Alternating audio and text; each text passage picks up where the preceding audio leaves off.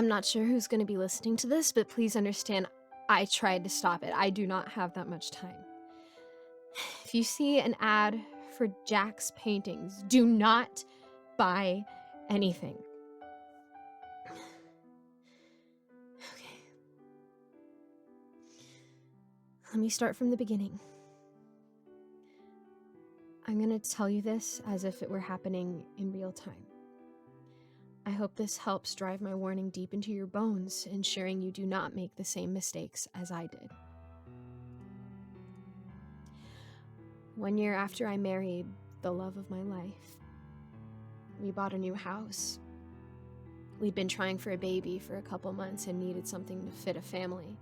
Max dreamed of being a dad, and due to his job in child psychiatry, we had a decent income. I had a smaller salary due to the fact that I was an underpaid writer for Getty Publications.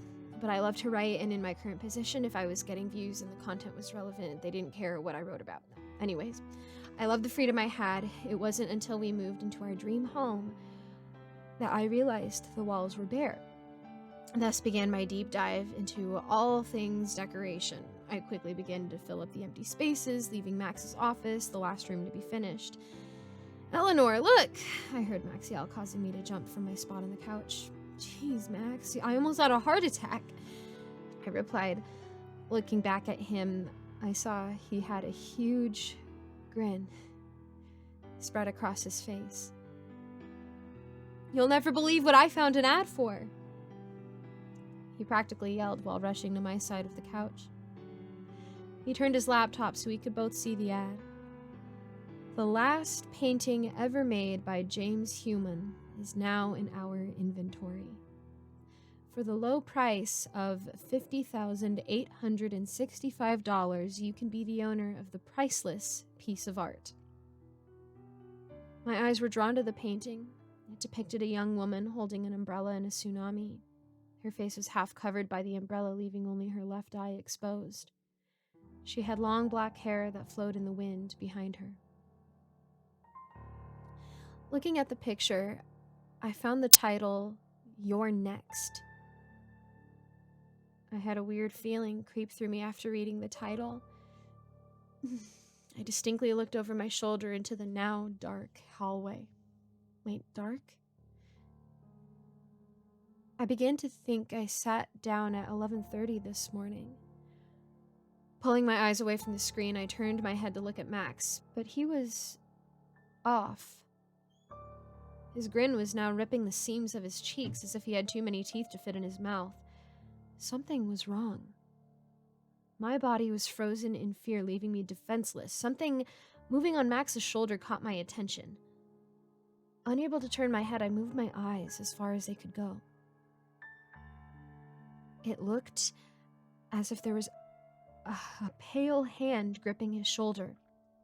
The hand began to move toward my position on the couch. All I could do was scream, jolting up. I realized I'd fallen, but it felt as if something sucked out all of my energy. "You're awake!" Rubbing my eyes, I turned towards the source. Max was sitting at the end of the couch, his face full of concern. "What happened?" I asked, my voice hoarse as if I'd been screaming. I mean, I was screaming, but it was in the dream, wasn't it? Max pulled me into his chest, and I could smell the earthy scent of his favorite cologne. "Ella, are you okay? We were talking about the painting, and you just dozed off. You seemed tired, so I didn't try to wake you." His face and voice were both full of concern. "I'm okay, don't worry," I replied, masking my face with a fake smile. Moving from my spot on the couch, I began to make my way to the kitchen. I turned back to face him. "Let's have dinner. I'm making spaghetti." His eyes lit up like a kid on Christmas. I could not stop the laugh that erupted from my mouth. It felt like everything was back to normal. As we were eating, Max dropped a bombshell on me. "I bought it!" he exclaimed. I knew exactly what he was talking about.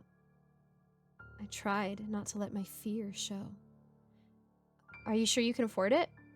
I asked, knowing our current financial situation was far from struggling. Of course we can, he yelled in excitement. Eleanor, we can afford whatever we want. The days of deciding between bills and rent are over. With nothing left to say, we finished our dinner in silence.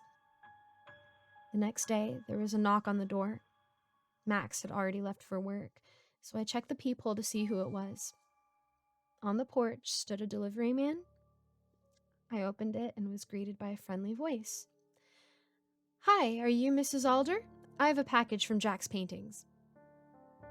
Before I could reply, he continued, I just need you to sign at the bottom of this form, please. He pushed the form into my hand. I grabbed it and began to sign. My signature was a mess due to my hand shaking. The delivery man just stood in the same spot, smiling. What a weirdo. I handed the form back and he began to pick up the painting. All right, miss, please show me where you would like this hung up. I was a little apprehensive about letting a strange man into our home, but he was harmless. Plus, the bare mace I kept handy was sitting in my back pocket. I led him to Max's office. You could put it on the wall behind his desk. He got to work, and within minutes, the painting was up. The delivery man turned back towards me. All right, Mrs. Alder, anything else I can do for you? I shook my head no and led him back to the front door.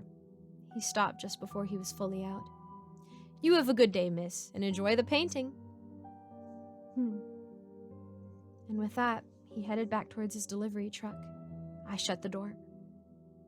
It seemed as if the house had become darker. I could not stop the anxious feeling that crept through my body. Things began to change slightly, and it was hard to notice, such as Max forgetting something I told him or looking different than the day before.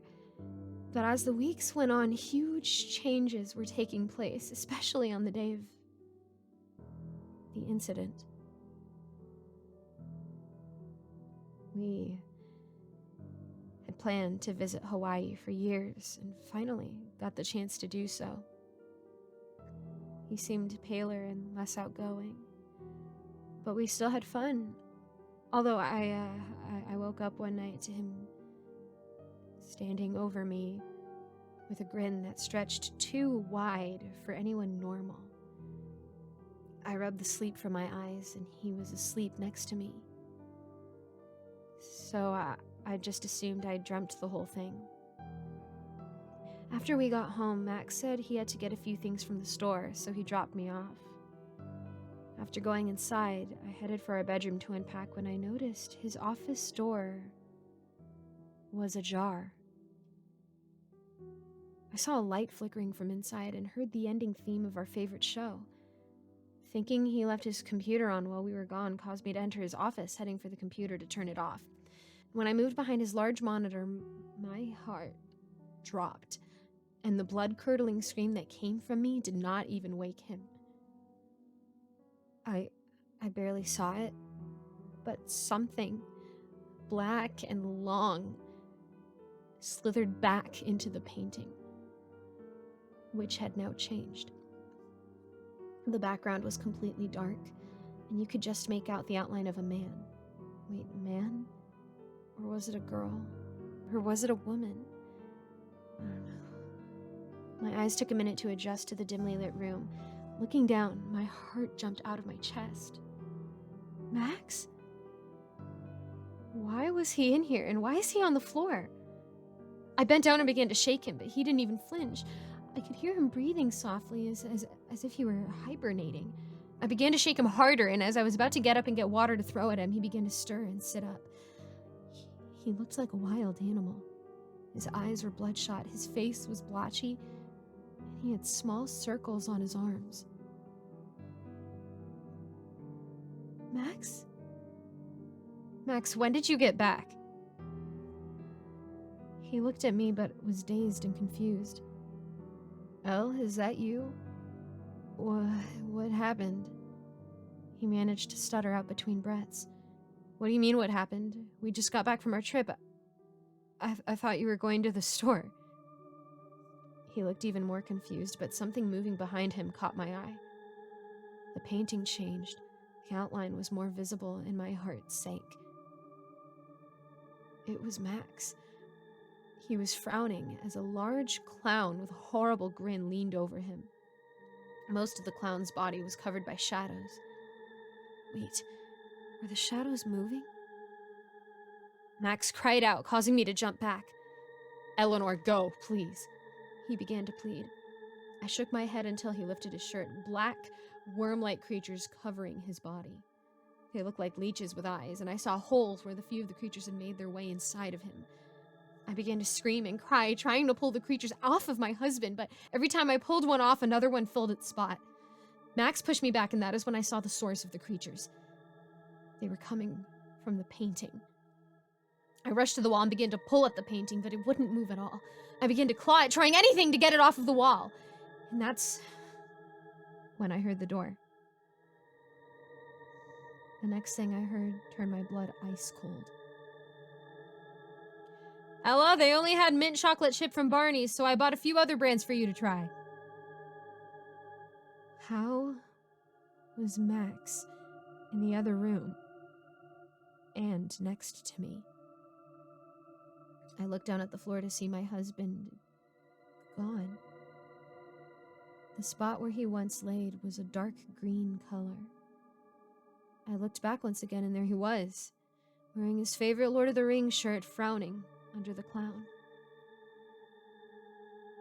I began to reach out when I heard a voice. "Eleanor, you're not supposed to be in here. James will not like this." James? The man who made this painting? I spun around to face my husband, and he gave me a toothy grin. But his teeth were not human. They were way too sharp. I had to get out of there fast. Without a second thought, I charged at the thing pretending to be my husband and dashed for our room. I locked the doors and grabbed my computer. And now, you're all caught up. I can hear the impersonator breaking down the door, meaning my time is limited. Yet, I feel weird. Wait, the painting of the sunset above our bed has changed. Has the girl in the painting always looked like me?